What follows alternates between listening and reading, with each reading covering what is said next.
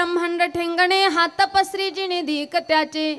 तुलसीजी म्हणतात देवा मी ज्या दिवशी मागण्यासाठी हात पुढं करील ना तो दिवस हात पसरीची निधी त्याचे. तुलसीजींना मागा म्हणतात पण तुलसीजी नकार देतात.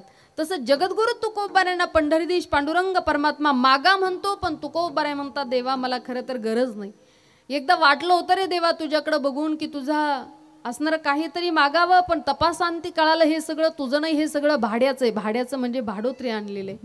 देवा एकदा वाटलं होतं मला की मागू मुकुट माथीचा तरी तू आणला इंद्राचा. मागू कुंडल करणेची तरी तू आणली कर्णाची. मागू पादुका चरणाच्या तरी तू आणल्या शेषाच्या. देवा मला कळालं हे तुझं नाही हे सगळं तू आणलेलं आहे. देवा मला त्यामुळं गरज नाही. देवानं तुकोबांना विचारलं नसेल याची गरज तुकोबा तुमची परिस्थिती गरीब आहे देऊ तुम्हाला परिस्थितीसाठी काहीतरी.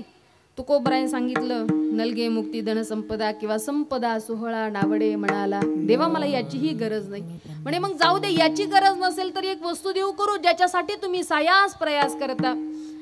तुकोबारायांच्या कानात देव सांगू लागले काय की तुम्हाला मोक्ष देऊ मोक्ष. तुकोबाराय म्हणले देवा तुमचाच कान इकडे कारण कानात सांगतो म्हणले तुमच्या काय. तुका म्हणे मुक्ती परणी लिनोवारी. तुका म्हणे मुक्ती परणी लिनोवारी. तुका म्हणे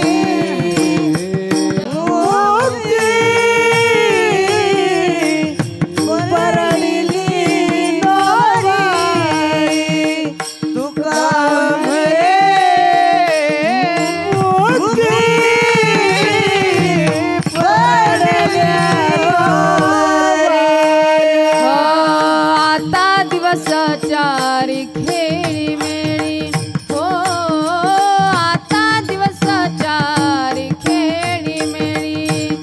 खेळी मेळी खेळी मेळी खेळी मेळी आता निश्चिंतीने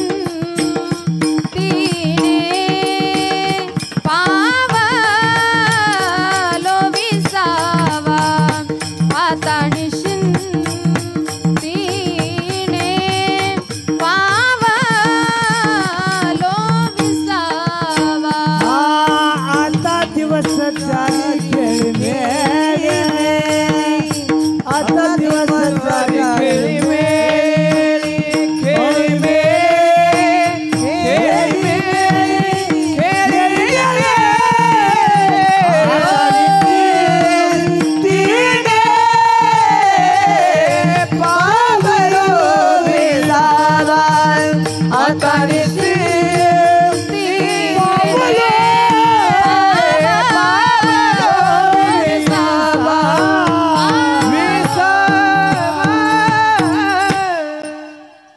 तुका म्हणे मुक्ती परणी नोवरी आता दिवस चारी खेळी मेळी. महाराज म्हणतात देवा मला मुक्तीची गरज नाही कारण तुका म्हणे मुक्ती परणी नोवरी पण आमचे दिवस फक्त आता दिवसचारी खेळी मेळी. खरं तर जगद्गुरु तुकोबारायांना पंढरीधीश पांडुरंग परमात्मा मागा म्हणतो पण तुकोबाराय मात्र नकार देतात. पण मागण्यासाठी मनुष्य प्रवृत्त होतो याला 3 कारणे लक्ष देऊन ऐका बरं.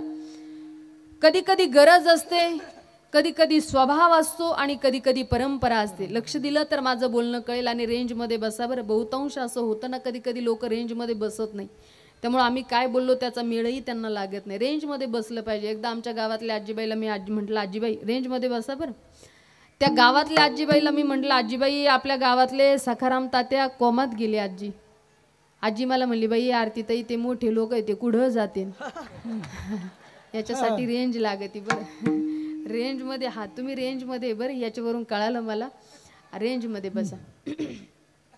मागण्यासाठी मनुष्य प्रवृत्त होतो याला 3 कारणे. काय गरज असते कधीतरी मागण्याचा स्वभाव असतो आणि कधी कधी परंपरा असते. आता तुम्ही इथं मुंबईसारख्या सिटीमध्ये राहता.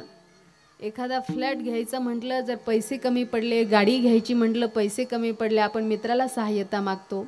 नसेल तर गणगोताला मित्रपरिवाराला नवे नवे आपण नातेवाईकांना सहाय्यता मागतो. की गरज असते, इच्छा नाही तुमची पण गरज आहे म्हणून मागितल्या जातं. कधी कधी काही काही लोकांचा मागण्याचा स्वभावच असतो. त्या कुठेही जाऊ द्या, एखादी बाई जर एखाद्या बाईच्या घरात गेली, नवीन काहीतरी दिसलं की ती मागत राहणार. हे लई छान दिसतं बाई, मला देते का, त्याची मला फार आवड होती, हे मला हवं होतं. आपण एक मागण्याचा काही काहींचा एक स्वभाव असतो, दिसलं की मागावं वाटतं, तो त्यांचा स्वभाव असते. तुम्ही पहा काही काही घरामध्ये एखादं अधिष्ठान असतं, एखादी देवता असते की त्या देवतेच्या नावानं आपण वर्षातनं एकदा तरी घरामध्ये उत्सव करतो किंवा काही लोकांना जीव घातलं जातं. किंवा काही ठिकाणी जसं अंबाबाईची परडी असते माऊल्या हो, परडी ज्या ज्या घरामध्ये आली ना, त्या घरच्या बायका कितीही श्रीमंत असू द्या. माझी तुळजापूरला ज्या वेळेला श्रीमद भागवत कथा झाली, मंदिराच्या बाजूला कथा झाली, पण त्यावेळेला मी अनुभवलं अगदी श्रीमंत घराण्यातल्या बायका मंगळवार आणि शुक्रवारी मात्र हातामध्ये परडी घ्यावी आणि मागण्यासाठी जावं. कारण त्यांच्या दृष्टीनं तुळजापुराच्या दरबारी लाज कशाची सांगायला, तुळजापुराच्या दरबारी लाज कशाची सांगायला, अंबाबाईच्या नावानं जाते जोगवा मागायला, अंबाबाईच्या नावानं जाते जोगवा मागायला. टाळी वाजवा अंबाबाईच्या नावानं जाते जोगवा मागायला, अंबाबाईच्या नावानं जाते जोगवा मागायला. तुळजापुराच्या दरबारी लाज कशाची सांगायला, तुळजापुराच्या दरबारी लाज कशाची सांगायला, अंबाबाईच्या अंबाबाईच्या अंबाबाईच्या नावानं जाते जोगवा मागायला, अंबाबाईच्या नावानं जाते जोगवा मागायला, अंबाबाईच्या नावानं जाते जोगवा मागायला, अंबाबाईच्या नावानं जाते जोगवा मागायला. उदोग बोलते झाला आनंद मनात, आला भक्तांचा मेळा आई देवीला बघावया, आला भक्तांचा मेळा आई देवीला बघावया, अंबाबाईच्या नावानं जाते जोगवा मागायला, अंबाबाईच्या नावानं जाते जोगवा मागायला, अंबाबाईच्या नावानं जाते जोगवा मागायला, अंबाबाईच्या नावानं जाते जोगवा मागायला, अंबाबाईच्या नावानं जाते जोगवा मागायला, अंबाबाईच्या नावानं जाते जोगवा मागायला, अंबाबाईच्या नावानं जाते जोगवा मागायला, अंबाबाईच्या नावानं जाते जोगवा मागायला.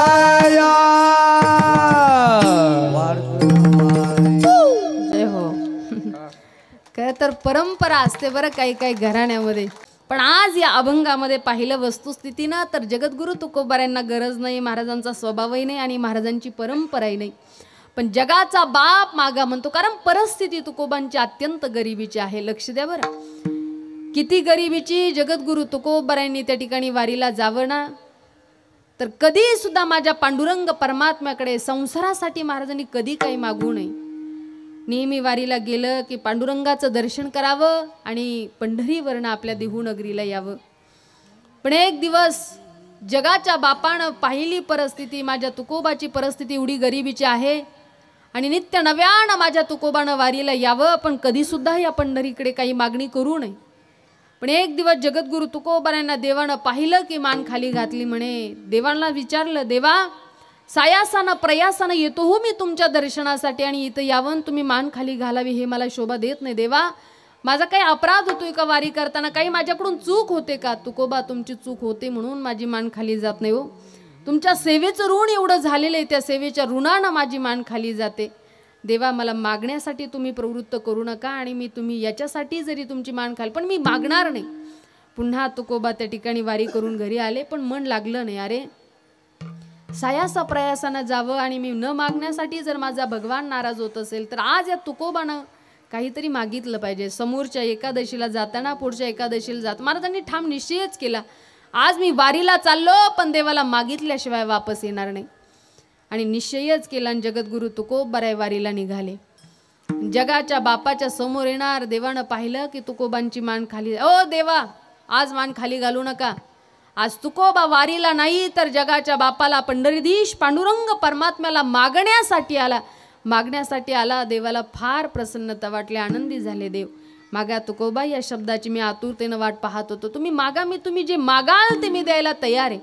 महाराज सांगतो तू देण्यासाठी समर्थ असेल ना देवा, तर मला द्यायचं असेल तर हेच दे. हेची दान देगा देवा, जय हो. हेची दान देगा देवा, हेची दान देगा देवा, हेची दान देगा देवा, हेची दान देगा देवा, हेची दान देगा देवा, हेची दान देगा देवा, हेची दान देगा देवा, हेची दान देगा देवा, हेची दान देगा देवा, हेची दान देगा देवा,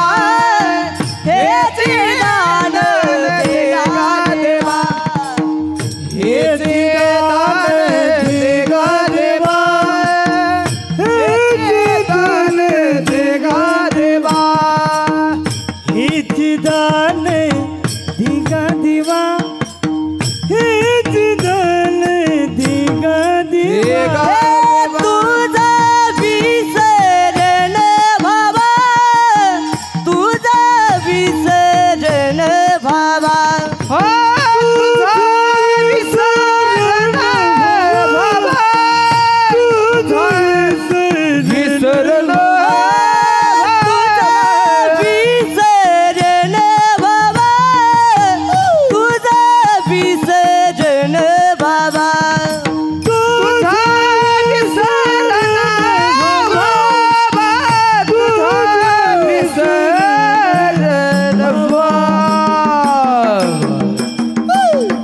गुण गायीन आवडी, गुण गायीन आवडी, गुण गायीन आवडी, गुण गायीन आवडी, गुण गायीन आवडी, गुण गायीन आवडी, गुण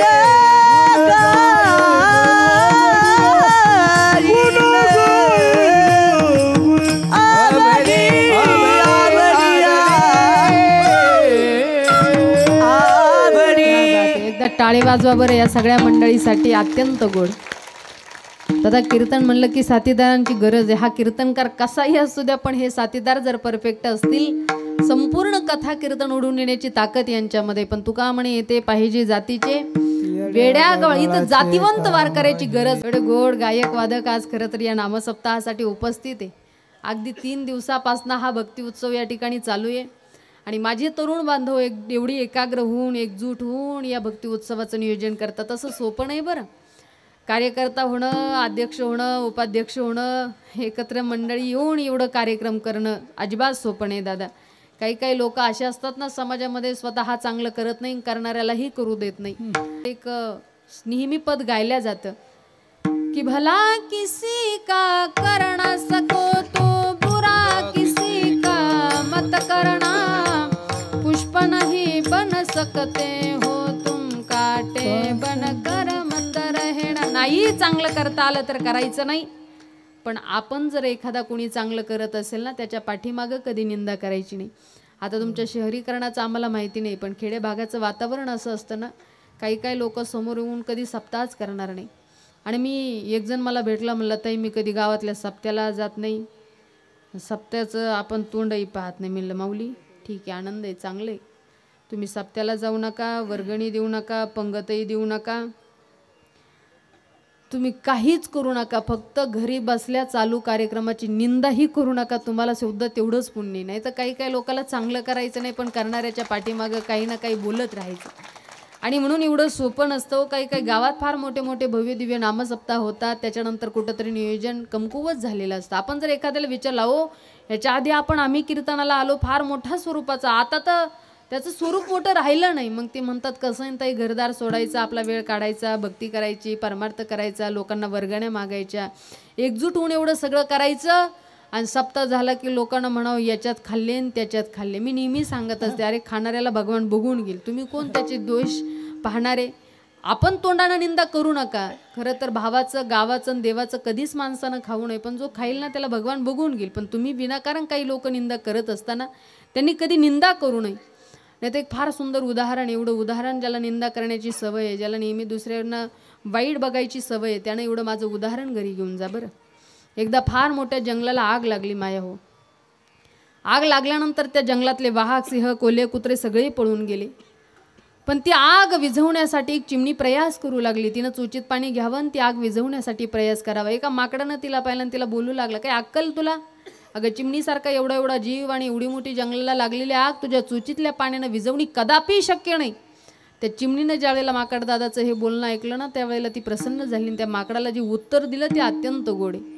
तिनं सांगितलं, माकड दादा मला ठाऊक आहे रे, ही जंगलाला लागलेली आग विझवणं माझ्या चोचीतल्या पाण्यानं कदापि शक्य नाही.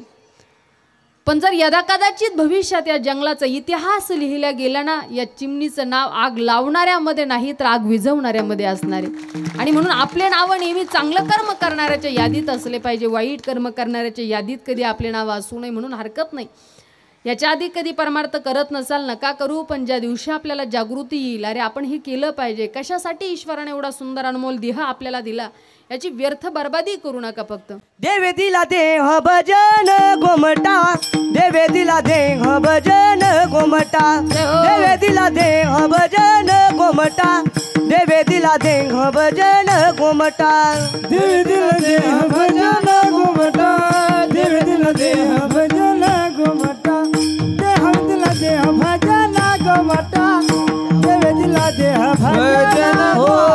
देवे दिला देह भजन गोमटा, देवे दिला देह भजन गोमटा, देवे दिला देह भजन गोमटा, देवे दिला देह भजन गोमटा, देवे दिला देह भजन गोमटा, देवे दिला देह भजन गोमटा, देवे दिला देह भजन गोमटा, देवे दिला देह भजन गोमटा. तोया झाला फाटा बाधिकेचा, बाधिकेचा, तोया झाला हो.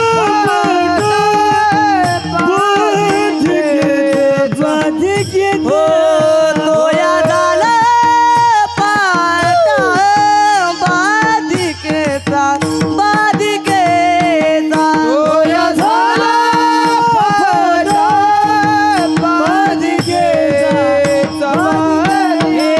देवे दिला देह भजन गोमटा, देवे दिला देह भजन गोमटा, देवे दिला देह भजन गोमटा, देवे दिला देह भजन गोमटा.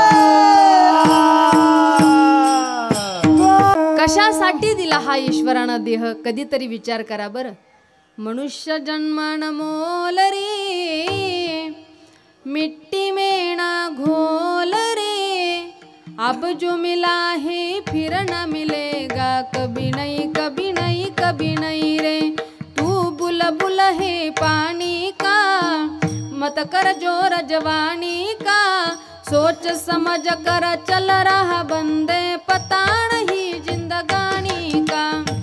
मीठी वाणी बोल रे, खिलमिल कर तू डोल रे, अब जो मिला है फिर न मिलेगा, कभी नहीं कभी नहीं कभी नहीं रे, कभी नहीं कभी नहीं कभी नहीं रे, कभी नाही कभी नाही कभी नाही रे.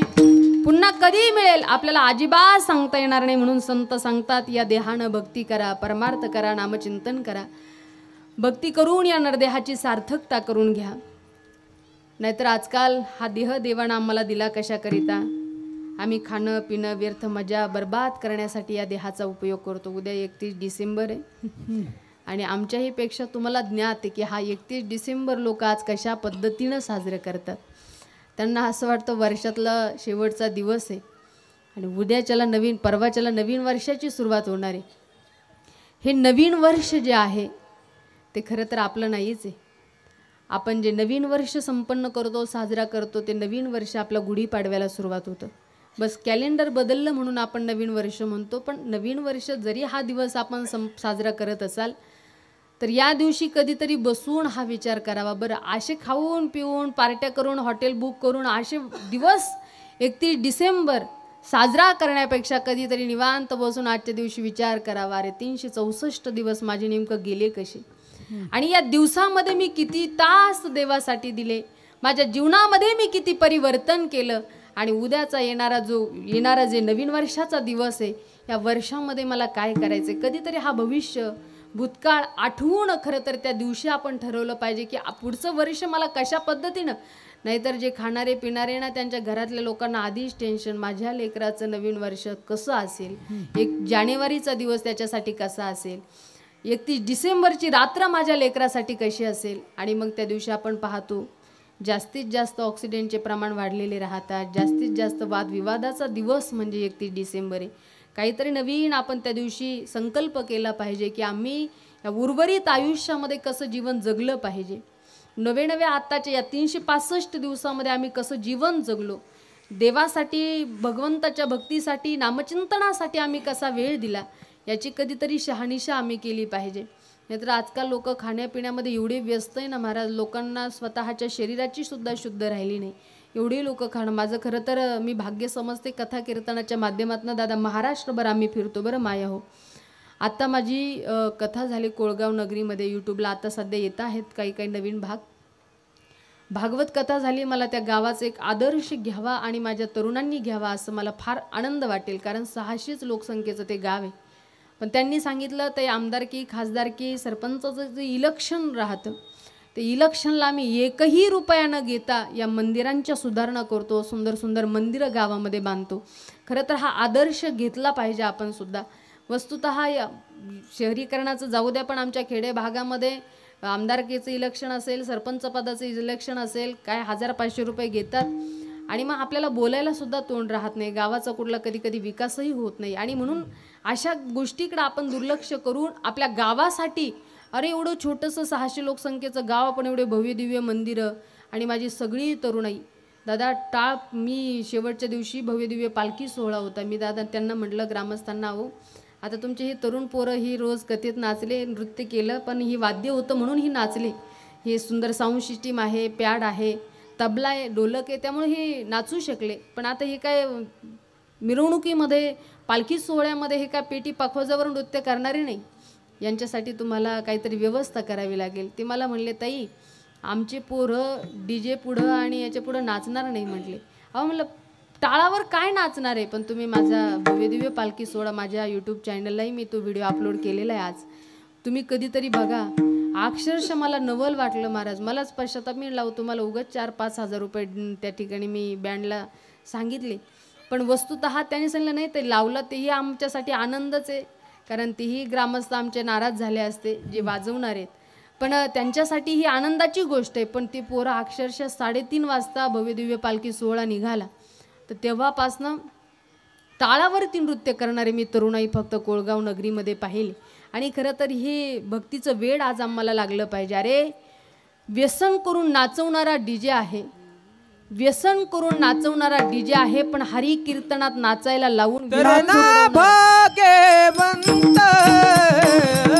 नटे हरी कीर्तनात, नटे हरी कीर्तनात, नटे हरी कीर्तनात. भाग्यवंत नटे हरी कीर्तनात, नटे हरी कीर्तनात, नटे हरी कीर्तनात.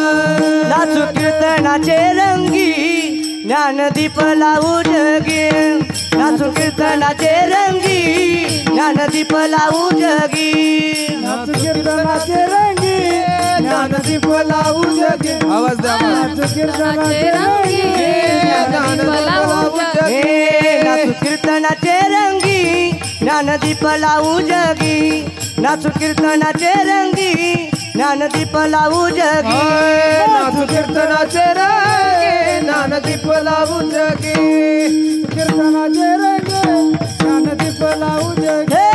नाचू कीर्तनाचे रंगी ज्ञान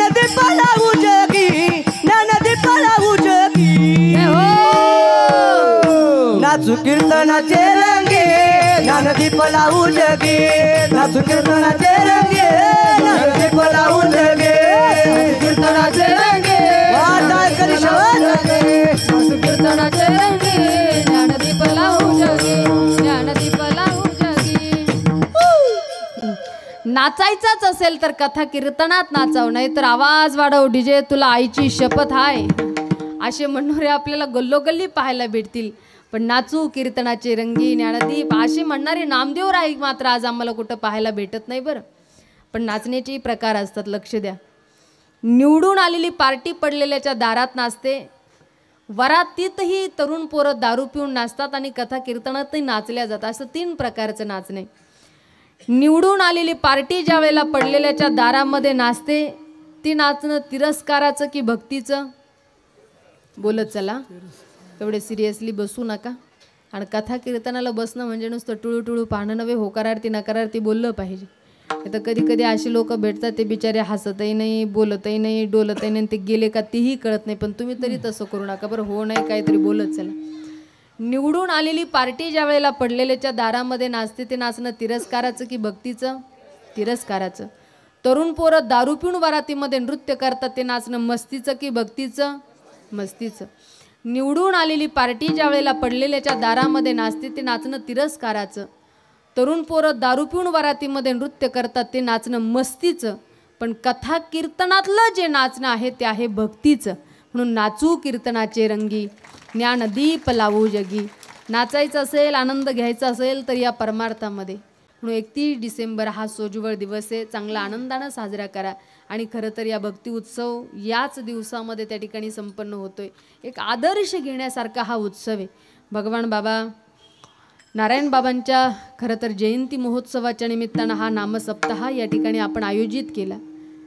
जे समाजासाठी अर्पण जीवन जगतात ना, त्यांचेच हे सोहळे होतात बरं. नाही तर आजकाल काही पोरं बापाचा 10वा सुद्धा घालायला तयार नाही. आमच्या तिकडं माऊली एका पोरानं बापाचा 10वाच ब्राह्मणाला उक्ता दिला. ब्राह्मण म्हणला सगळं काही आम्ही करू, आपण टक्कल म्हणे ज्याचं कीर्तन आहे त्याचंच करा, असा कसाही विधी करून चालत नाही. म्हणजे आज वस्तुस्थिती पोरं बापाचे 10वे सुद्धा घालायला तयार नाही. ताई कधीतरी आम्हाला प्रश्नही पडेल, ताई भगवान बाबा असतील, संत महापुरुषांच्या पुण्यतिथ्या जयंती उत्सव कुठपर्यंत करावे? वस्तुतः जोपर्यंत चंद्र सूर्य आहे तोपर्यंत यांचे जयंती उत्सव पुण्यतिथी उत्सव होतच राहतील. आपण थोडासा वाक्यात बदल करू. जोपर्यंत यांचे जयंती उत्सव पुण्यतिथी उत्सव राहतील तोपर्यंतच चंद्र सूर्य राहतील. विठ्ठल विठ्ठल विठ्ठल विठ्ठल विठ्ठल विठ्ठल. कारण या समाजासाठी अर्पण असणारा जीवन संत महा स्वतःच्या सुख जगाच्या कल्याणा हो संताच्या विभूती. जगाच्या कल्याणा हो संताच्या विभूती. जगाच्या कल्याणा संताच्या विभूती. श्री राधे संताच्या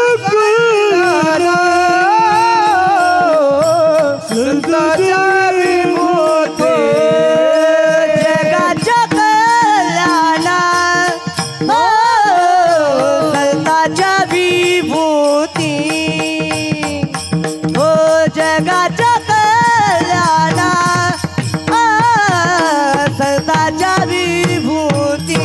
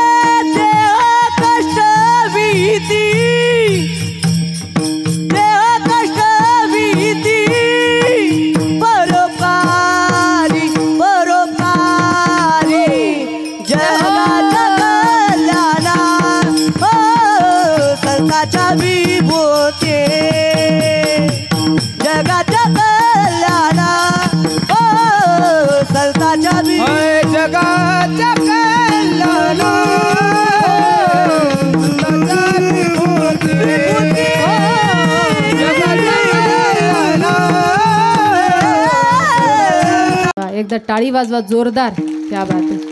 अतिशय गोड चालीतून भाव प्रगट व्हावा एवढी गोड चाल गायली बरं दादा. जगाच्या कल्याणा संतांच्या विभूती किंवा ब्रह्ममूर्ती संत जगी अवतारले उद्धार याले दी अवतार तुम्हा धराया कारण उद्धार या जण जड जीवा. या संत महापुरुषामुळेच आपण या भक्ती क्षेत्रामध्ये आहे. भक्ती मार्गाला आपलं प्रस्थान आहे. या संतांची कृपाच व्हावी लागते तेव्हा भगवंत कुठेतरी आपल्याला भगवंताचा साक्षात्कार अनुभवायला मिळतो. डायरेक्टली देव आपल्याला कधी भेटूच शकत नाही. आणि म्हणून तर संत हे पहिले माध्यम आहे बरं भगवत प्राप्तीसाठी. हरी प्राप्तीसी उपाय धरावे संताचे ते पाय. संता वीण प्राप्ती नाही ऐसे वेद देती ग्वाही. म्हणून या संत महापुरुषांच्या जयंती उत्सव पुण्यतिथी उत्सव आपण करतो. निश्चितपणानं आपण सर्वच जण भाग्यवान मंडळी आहात. पण सायास प्रयास आपला परमार्थ करत असताना नेहमी असला पाहिजे तुकोबारायांसारखा प्रभू आम्हाला तुझा विसर कधी पडता कामा नये. संसार करत असताना सुखाचे दिवस आले की मनुष्याला देवत्व कधी आठवत नाही. ते म्हणतात ना अंगाला आला ताप देवा तू माझा बाप अंगाचा गेला ताप देवा तू मी तुझ्या. हां पण असं होऊ नये कधी. संसार सागरातलं जे सुख असतं ना सुख पाहता जेव्हा पाडे पण दुःख मात्र पर्वता एवढे. ज्या वेळेला आपल्यावरती प्रसंग येईल कधीतरी आपल्याला हक्कानं त्याला बोलवता यावं आणि त्यानं माझ्यासोबत आहे असा कधीतरी आम्हाला अनुभव यावा. आणि संसारामध्ये जसा आपल्याला विजय हवा असा वाटतो ना मतलब की सगळ्यांनी आपल्याला त्या ठिकाणी नाव घ्यावं वाहवा करावी कौतुक करावं असं आपल्याला वाटत असतं. तसं भक्ती क्षेत्रामध्ये सुद्धा आपण अग्रगण्य असलं पाहिजे. कधीतरी आपल्याला असं वाटलं पाहिजे. हे बघा उदाहरण सांगेल मी तुम्हाला. इथं माझ्या ह्या सगळ्या मायाताई आहे आणि बरेच नोकरीच्या संबंधानं आई वडील सासू सासरे गावाकडे ठेवून इथं नोकरीसाठी आपण राहतोय. पण जरी नोकरीसाठी इथं राहत असलो शेवटी आता आपल्या पोटापाण्याची व्यवस्था इथं आपल्याला करावी लागते आहे म्हणून आपण इथं राहतो आहे. पण इथं राहत असताना आपली एक कर्तव्य आहे आपली एक जबाबदारी आहे. उतार वयाचे झालेले सासू सासरे गुडघ्याचा त्रास कमरेचा त्रास कधी कधी एखाद्याला एकुलता एक मुलगा असेल पण तरीसुद्धा आपल्यासाठी सगळं काही उतार वयाचं दुःख सहन करून आपल्यासाठी तिथंही गावाकडे सायास प्रयास करतात. कधीतरी एखाद्या वेळेला सुनानं एवढं चांगलं वागावं घरामधल्या सगळ्यांची काळजी घ्यावी आणि तिचं प्रेम कधीतरी पाहिल्यानंतर घरच्या लोकांच्या डोळ्यात पाणी यावं ना. तिच्या त्रासानं एखाद्या सासूच्या डोळ्यात पाणी येणं खरं तर हे तिच्यासाठी दुःख आहे. पण तिच्या प्रेमामुळे जर आपल्या सासू सासऱ्याच्या नवऱ्याच्या डोळ्यात जर पाणी येत असेल तर हा तिच्या संसारातला विजय. वेगळा परमार्थ तिला करायची गरज नाही. जसं आपण भक्ती करत असताना आपण देवासाठी रडणं ठीकच आहे पण कधीतरी आपली प्रेमळ भक्ती पाहून त्या जगाच्या बापानं आपल्यासाठी रडणं हा भक्ती क्षेत्रातला आपला सुद्धा विजय. आणि आपण या विजयासाठी प्रयत्नशील प्रयास केला पाहिजे.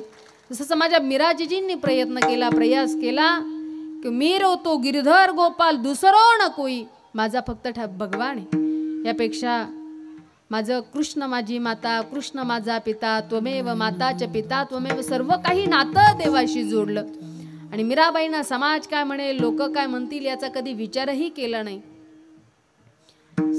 जीवन माझ्या कान्हाजीला समर्पित केलं. त्याच्याकडे पाहावं म्हणावं.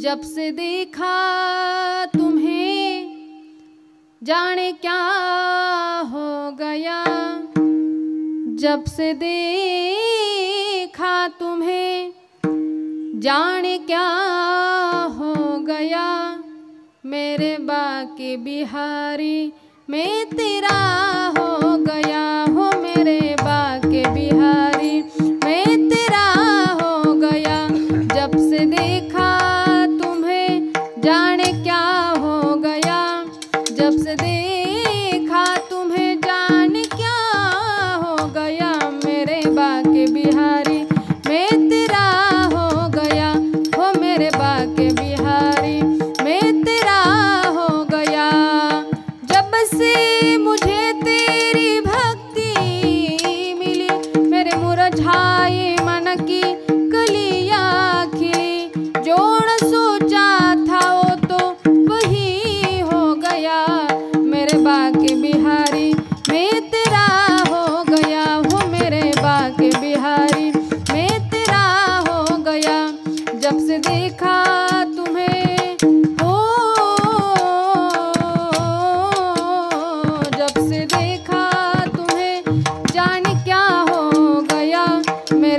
बाके बिहारी मैं तेरा हो गया हूँ मेरे बाके बिहारी मैं तेरा हो गया हूँ मेरे बाके बिहारी मैं तेरा हो गया. देवाला सांगावं, प्रभू मी जेव्हापासनं तुम्हाला पाहिलं त्या दिवसापासनं माझ्या मनाचा संकल्प आहे मेरे बाके बिहारी मैं तेरा हो गया. एवढं समर्पण भक्ती क्षेत्रामधलं असलं पाहिजे. आणि म्हणून तुकोबाराय म्हणतात, देवा माझा परमार्थ माझी सायास प्रयास एकच आहे की तुझा विसरण व्हावा. तुकोबा जर मी हे दान तुम्हाला दिलं तर तुम्ही काय कराल? गुण गाईना बडी गाईना बडी गुण गाईन आवडी गुण गाईन आवडी गुण गाईना बडी गुण गाईना बडी होय गुण गाईन आवडी गुण गाईन आवडी गुण गाईना बडी गाईना बडी गुण गाईन आवडी गुण गाईन आवडी गुण गाईना आवडी गुण गाईन आवडी गुण गाईना आवडी गुण गाईन आवडी हेच माझी सर्व जोडी जी माझी सर्व जोडी माझी सर्व जी माझी सर्व माझी सर्व जोडी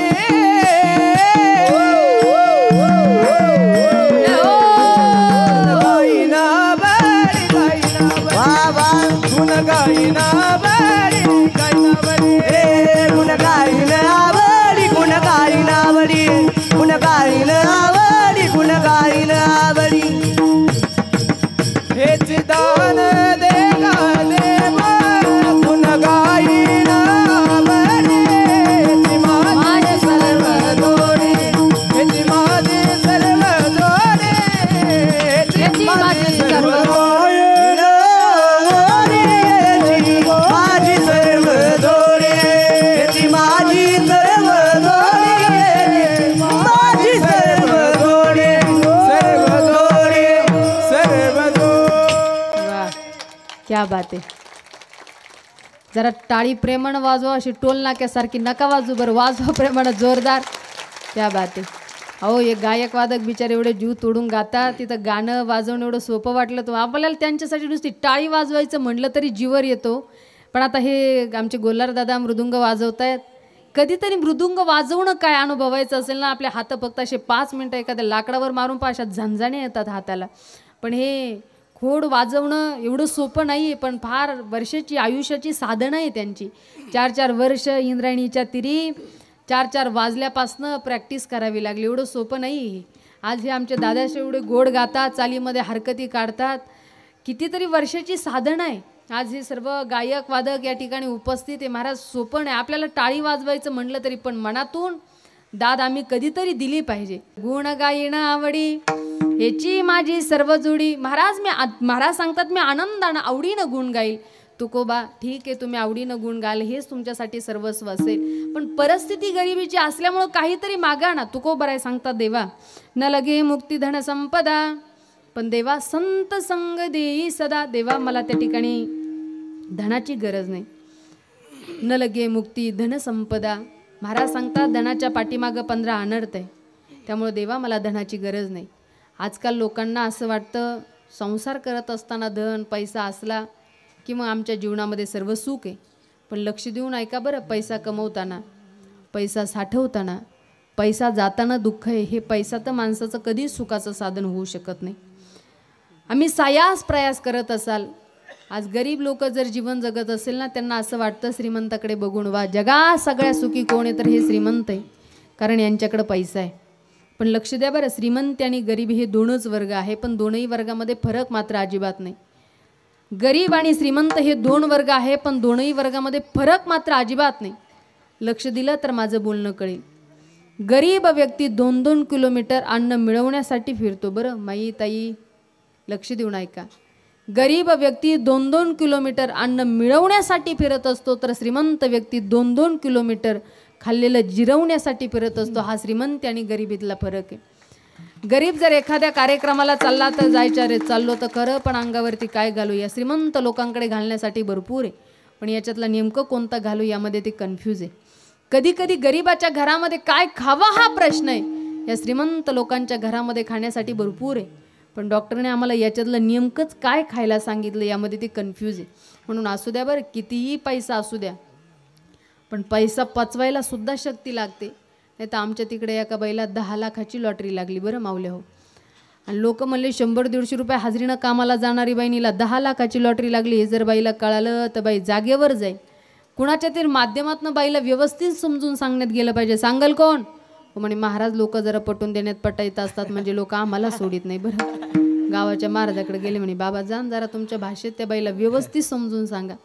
आता ते महाराज त्या बाईच्या दारात गेले. इकडला तिकडला विषय झाला आणि त्या महाराजांनी त्या बाईला प्रश्न केला, का हो बाई, जर या दुष्काळ परिस्थितीमध्ये जर तुम्हाला 10 लाखाची लॉटरी लागली तर तुम्ही काय करताल? ती बाई म्हणे, बाई महाराज, मला जर या दुष्काळात 10 लाखाची लॉटरी लागली तर 5 लाख मी तुम्हालाच देईल. ते महाराजच जागेवर गेलं. म्हणजे आम्हाला असं वाटतं की पैसा सुख देईल, लेकरं बाळ सुख देईल, पण महाराज सांगतात अरे संसाराचा वास्तव विषय दुःख बांधवडी याच्यापासून कुणाला आजपर्यंत सुख मिळालं नाही आणि मिळणारही नाही. फक्त सुख आहे हे अनुभवायचं आणि पुढे चालत राहायचं. म्हणून तुकोबा म्हणतात, नलगे मुक्ती धन संपदा पण संत संग देई सदा. तुकोबा, अरे हे तुम्हाला सगळं जर प्राप्त पाहिजे असेल, संत संग पाहिजे असेल, सदैव भगवंताशी समर्पित राहावा असं जर वाटत असेल, गर्भवासाचंही दुःख सहन करावं लागेल. तुकोबा मन गर्भवासे,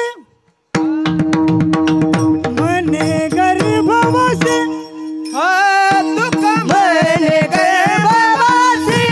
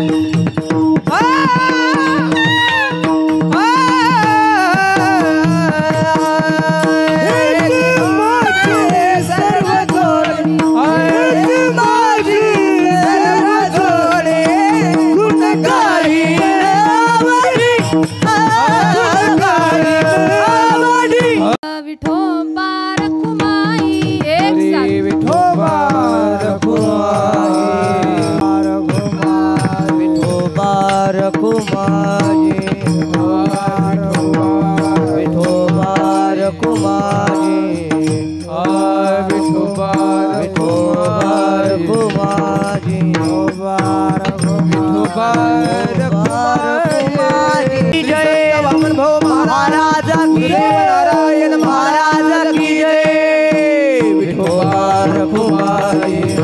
आपल्या या परमपावन भूमीमध्ये नारायण बाबांच्या जयंती महोत्सवाच्या निमित्तानं आज आपल्या या सुंदर या नगरीमध्ये कॉलनीमध्ये भव्य दिव्य स्वरूपाचा नामसप्ताह आपण आयोजित केला आणि या नामसप्ताहाच्या अत्यंत महत्त्वाच्या दिवसाच्या हरिकीर्तनाच्या सेवेसाठी आपण मंडळींनी मला सुपूर्त केलं. मला ही सेवा माझ्याकडे सुपूर्त केली.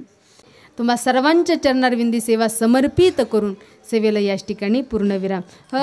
ज्ञानेश्वरा माऊली ज्ञानराज माऊली तुकाराम.